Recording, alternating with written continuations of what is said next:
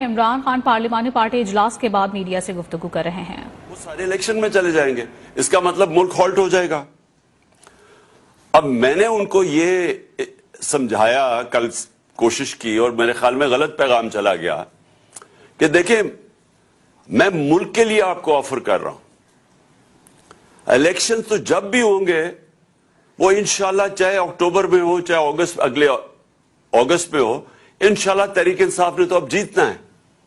وہ جیتنا اس لیے ہے کہ لوگوں نے جو ان کی کارکردگی دیکھی ہے پچھلے 7 مہینے میں، لوگ تو یعنی ان سے اتنا متنفر ہیں کہ یہ باہر ہی نہیں نکل سکتے۔ یہ جدھر پبلک کے اندر جاتے ہیں ان کو چور کے نعرے لگتے ہیں۔ ملک تو یہ کسی ایک شعبے کے اندر ملک میں کوئی فائدہ نہیں ہوا، یعنی کوئی امپروومنٹ نہیں ہوئی، بلکہ ملک تو نیچے جا رہا ہے۔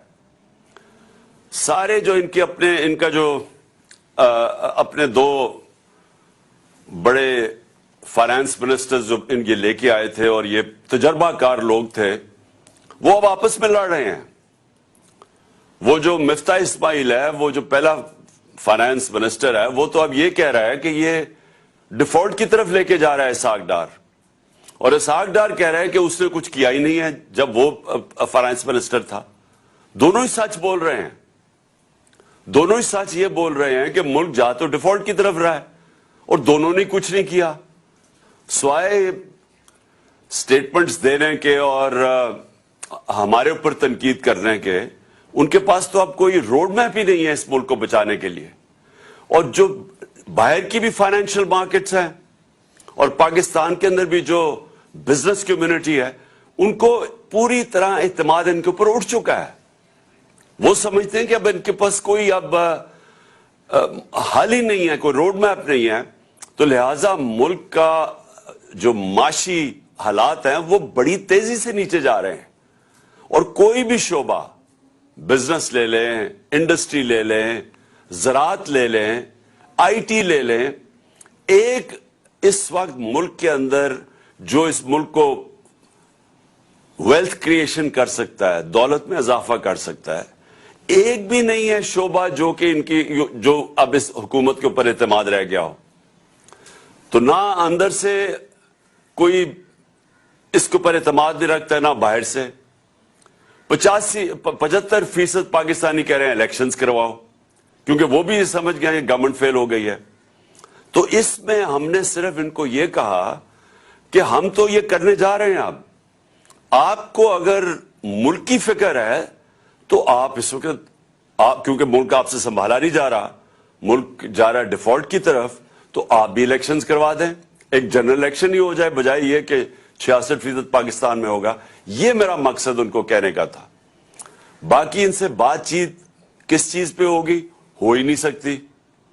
یہ جس لیے گورنمنٹ میں آئے ہوئے ہیں اور ہم نے اپنی طرف سے پوری زور لگایا گورنمنٹ کرنے میں، اس میں زمین آسمان کا فرق ہے۔ ان کا صرف گورنمنٹ میں آنے کا مقصد کیا تھا؟ اپنی چوری معاف کروانے کے لیے۔ پہلے ہی اپنی چوری معاف کروا چکے تھے جنرل مشرف سے این آر او لے کے، اب یہ دوسرا این آر او انہوں نے لیا ہے، وہ بھی بدولت جو ان کے ہینڈلرز تھے انہوں نے ان کی وہ سہولت کار بنے ان کو دوسرا این آر او لینے کے لیے۔ اور جنرل مشرف کو جو سب سے بڑی تنقید ہوئی تھی وہ اس کے این آر او دینے پہ تھی۔ باقی تو جنرل مشرف نے ان دونوں پارٹی سے ملک کو بہتر چلایا تھا، لیکن اس کو جو لوگ برا بھلا کہتے ہیں، لوگ ابھی بھی نہیں بھول سکتے کہ چوری ہوئی ملک کی۔